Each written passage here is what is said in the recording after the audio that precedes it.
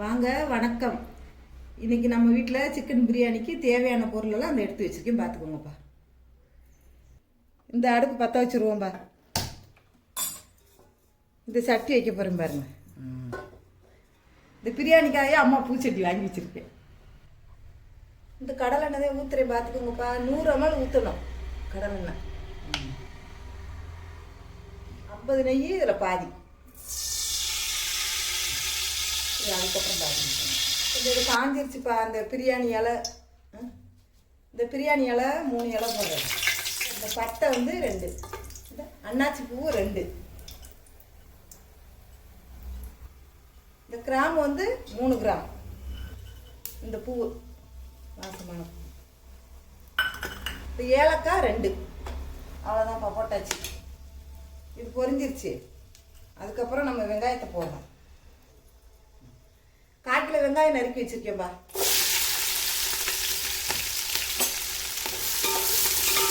இது நல்லா வதங்கணும். கண்ணாடி பதத்துக்கு கலர் நல்லா மாறணும்.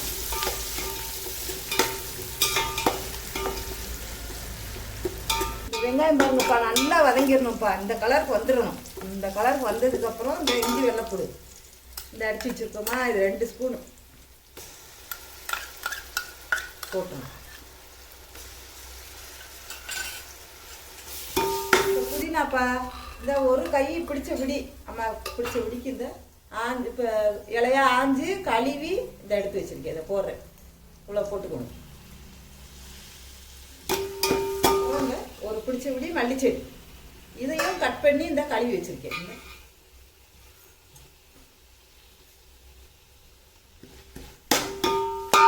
கிட்டிக்கிட்டே இருக்கும். அதுக்கப்புறம் இந்த 3 பச்சை மிளகா கட் பண்ணி வச்சுருக்கேன்ப்பா போட்டு. பிரியாணி பொடி பார்த்துக்கோங்கப்பா. இது வந்து அம்மா வீட்டிலே அரைச்சி வச்சுருக்கேன். பிரியாணி பொடி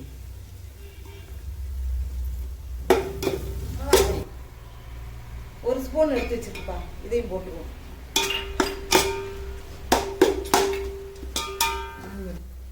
இந்த தக்காளி போட்டுருவோம்ப்பா.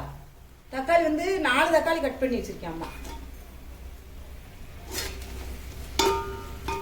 மசால் பொடி போட்டு ரொம்ப நேரம் வதக்கக்கூடாதுப்பா, கொஞ்சம் ரசப்பு ஏறிடும். நம்ம 30 செகண்ட் வதக்குனா போதும். இந்த தக்காளி அதுக்கப்புறம் போட்டு இந்த நல்லா வதக்கிடும். இந்த பாருங்கப்பா, இந்த அளவுக்கு நல்லா வதங்கி வந்துருச்சுப்பா. தக்காளி வெங்காயம் இந்த எண்ணெய்லாம் நல்லா பிரிஞ்சு வந்துருச்சு. இப்போ வந்து நம்ம அந்த கழுவி வச்ச கறியை போட்டுக்கலாம். 1/2 கிலோ அரிசிக்கு 1/2 கிலோ கறி அம்மா கழுவி வச்சுருக்கேன். கொஞ்சம் இப்படி பெருசு பெருசாக போட்டுக்கணும் பிரியாணி.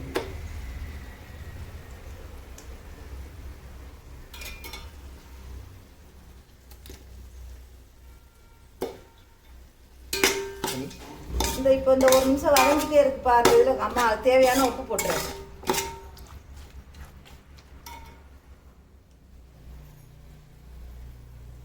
இந்த அளவுக்கு உப்பு போட்டுக்கோங்கப்பா. கறியில் உப்பெல்லாம் சேர்ந்து அப்படியே பிரிஞ்சு சேர்ந்துக்கும். உப்பு போட்டாச்சுப்பா. இந்த கொஞ்ச நேரம் வதங்கட்டும்.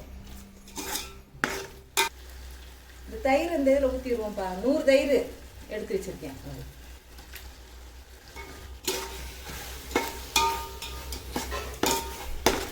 நல்லா வதக்கி விட்டு கொஞ்ச நேரம் எண்ணெய் பிரிஞ்சு வர்ற வரைக்கும் இந்த கறி கொஞ்சம் வேகணும்ப்பா.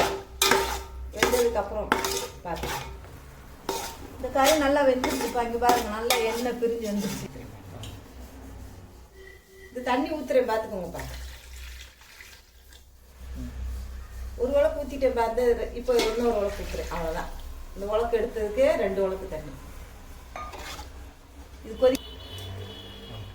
இந்த அரிசி இப்போ 1/2 மணி நேரம் ஊறி இருக்குப்பா. கழுவி ஊற வச்சாச்சு.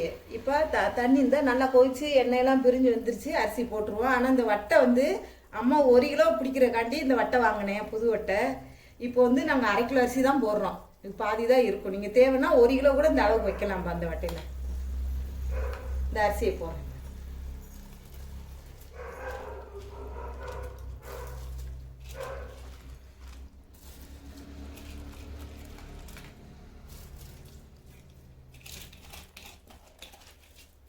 இது பாஸ்மதி அரிசி தான்ப்பா கழுவி வச்சுருக்கிறது போடணும். பிரியாணி பாஸ்மதி அரிசி நல்லா இருக்குங்கப்பா. உதிரி உதிரியாக நல்லா வரும். சிக்கன் பிரியாணிக்கு சூப்பராக இருக்கும்.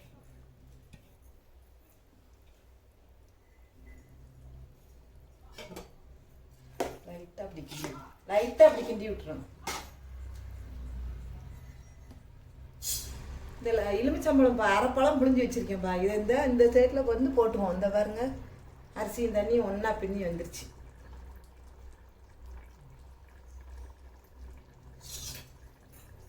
லைட்டாக கிண்டி விட்டுருங்க. இது கொஞ்சம் இந்த தண்ணி ஊற்றணும், நம்ம தம் போடணும். அதுக்கப்புறம் நெய்யை ஊற்றி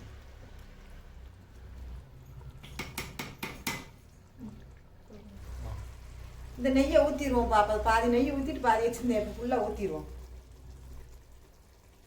ஊற்றிட்டு இந்த பாருங்க அந்த தண்ணி சோறும் பாதி வந்துருச்சு. இந்த நல்லா இப்போ வந்துருச்சுப்பா. இந்த இதில் நம்ம இந்த வாழை இலையை போட்டு தம்பு போட்டுறணும். இப்படி போட்டோம்னா நல்லா அருமையாக இருக்கும். இந்த வாழை இலை வாசத்துக்கும் அந்த பிரியாணிக்கும் நல்ல ஜம்முன்னு மணக்கும். இதை ஒரு நம்ம வீட்டில் ஒரு பழைய தோசைக்கல் இருந்துச்சுன்னா எடுத்து அதை அடியில் வச்சுட்டு அதுக்கப்புறம் நம்ம மூடிட்டு தம்மு போட்டுறணும். இப்போ 20 நிமிஷம் ஆச்சுப்பா அந்த பிரியாணி மூடி வச்சு. இந்த ஓப்பன் பண்ணி பார்ப்போம்.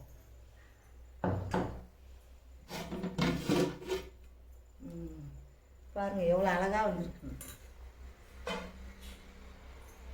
பார்த்தீங்களா எப்படி இருக்குன்னு. இந்த இலையில மேலே இருக்கிற வேர்வை தண்ணிலாம் இலை மேலே நிற்கிதுப்பா. நம்ம இதை கோளார எடுக்கணும். தண்ணி உள்ளே படாமல் பாருங்க இப்படி மடித்து இப்படி எடுத்துடணும். வெளியே தண்ணி அப்படியே படாமல் எடுத்து. இப்போ பாருங்களேன் எவ்வளோ அழகாக வந்திருக்குன்னு பாருங்க. எவ்வளோ அருமையாக இருக்குன்னு. இப்போ அம்மா சொன்ன அளவுப்படியே நீங்கள் செஞ்சு இதை சாப்பிட்டு பாருங்க.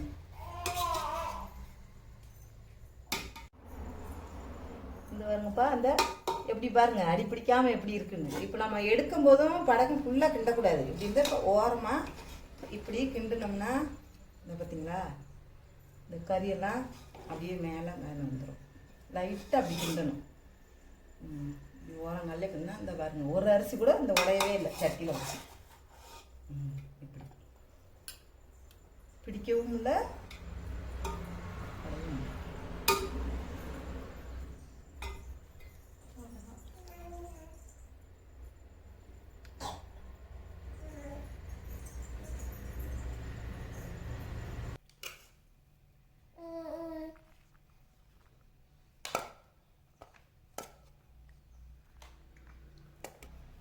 சூடாக நல்ல பிரியாணி ரெடி ஆயிடுச்சுப்பா.